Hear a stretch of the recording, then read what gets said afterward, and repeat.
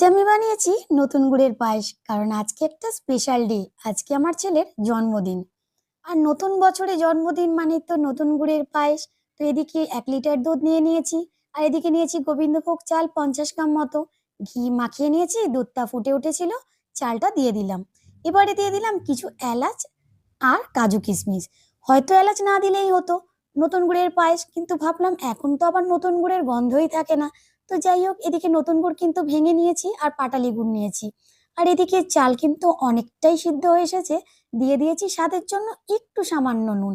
এটা আমার শাশুড়ি মায়ের থেকে শেখা। এখন দিয়ে দিলাম একটা 10 টাকার প্যাকেট আমুল দুধ। এতে পায়েসের স্বাদটাও যেমন ভালো হয়, ঘনত্বটাও তেমন আসে। তো এবারে দিয়ে দিলাম একটু খোয়া ক্ষীর, দিয়ে একটু নাড়িয়ে চাড়িয়ে দিয়ে দিলাম ভাঙা পাটালি গুড়। এবারে কিন্তু একটু ভালো করে নাড়াতে চাড়াতে হবে। অনেক সময় কেটে যাওয়ার ভয় থাকে, গ্যাসের ফ্লেমটা লো করে দিয়ে একটু নাড়িয়ে চাড়িয়ে নামিয়ে নিলাম। তো এবারে কিছু পায়েসের উপর ড্রাই ফ্রুটস দিয়ে সাজিয়ে দিলাম। তো বন্ধুরা, তোমাদের কেমন লাগলো অবশ্যই জানিও। আর আমার ছেলেকে একটু আশীর্বাদ করে দিও।